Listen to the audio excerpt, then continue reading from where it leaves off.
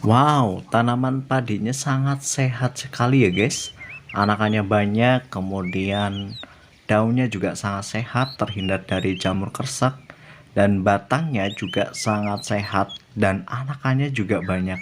Karena memang kita menggunakan cara seperti ini nih guys. Oke guys, cekidot.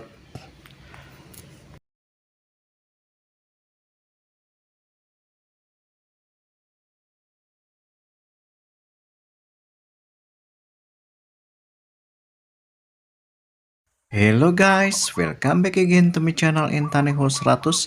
Bagaimana kabarnya? Semoga teman-teman sehat semuanya ya guys.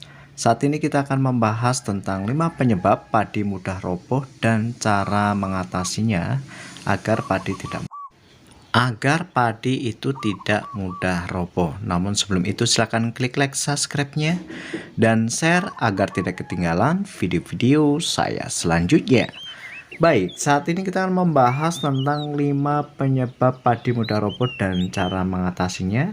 Harap disimak hingga selesai agar teman-teman itu tidak gagal paham ya, dan dapat langsung dipraktekkan ke pertaniannya, ke tanaman padinya, agar tanaman padinya itu subur, anakannya banyak, tapi juga tidak mudah roboh guys ya.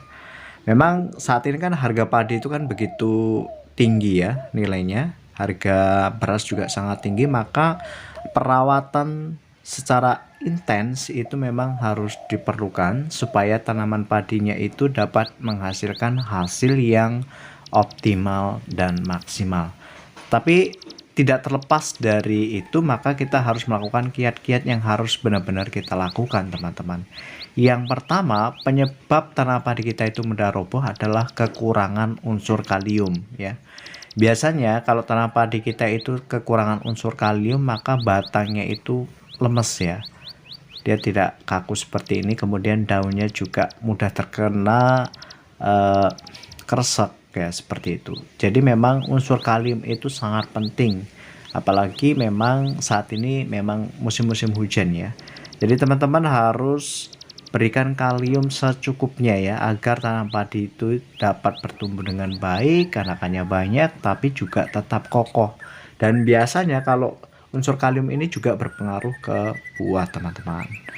Jadi memang pada saat padi bunting itu memang harus berikan kalium ya, jangan sampai kekurangan kalium. Yang kedua itu biasanya padi itu mudah roboh itu kekurangan unsur kalsium ya.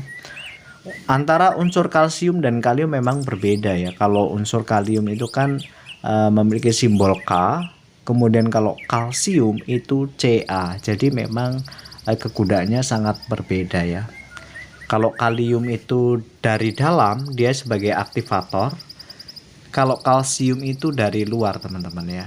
Jadi memang dapat melindungi tanaman padi kita dari beberapa penyakit. Nah, sejak umur seperti ini memang harus kita berikan unsur kalium dan kalsium secukupnya, agar pada saat padi itu bertumbuh besar dia sudah menjadi kuat. Kemudian yang ketiga harap diperhatikan itu terkena jamur batang, busuk batang. Biasanya kalau Inpari 32 itu kan rumpunannya mengempal ya, dia tidak mau bekar seperti itu, sehingga rentan sekali terhadap penyakit jamur.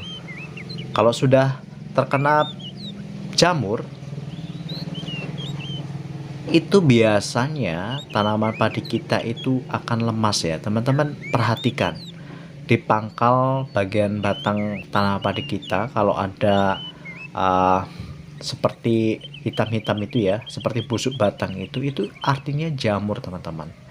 Jadi memang teman-teman harus tanggulangi itu dengan fungisida, semua fungisida ya. Kemudian yang keempat itu biasanya kalau padi itu mudah roboh, itu biasanya terserang hama wereng ya.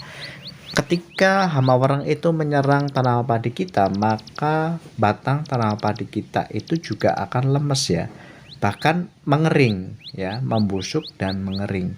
Dan apabila ini terjadi, memang tanaman padi kita kan memiliki buah yang sangat berbobot ya. Ketika batangnya itu terserang wereng, bayangkan itu, maka akan mudah sekali lemas dan roboh seperti itu. Jadi memang harus atasi hama wereng itu dengan menggunakan insektisida pereng seperti Pexalon, Plenum, kemudian Upload dan lain sebagainya. Kemudian yang kelima, teman-teman harus diperhatikan, ini juga sangat penting agar tanaman padi itu tidak roboh ya. Itu penyebab utamanya yaitu sawahnya gombior, tanah sawahnya gombior. Jika tanah sawahnya itu gombior, maka dia tidak mampu berdiri tegak ya. Biasanya tanah padi kita itu akan mudah goyah seperti itu.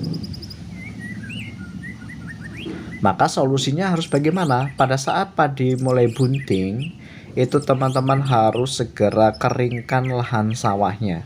Jadi cukup apa ya, basah saja. Itu sudah cukup untuk proses pengisian bulir padi. Jadi jangan digenangi air di sawahnya agar sawahnya itu bisa padat dan tanaman padi kita itu akan kokoh menyangga bulir padinya seperti itu. Oke guys, semoga bermanfaat. Thank you for watching and see you next time.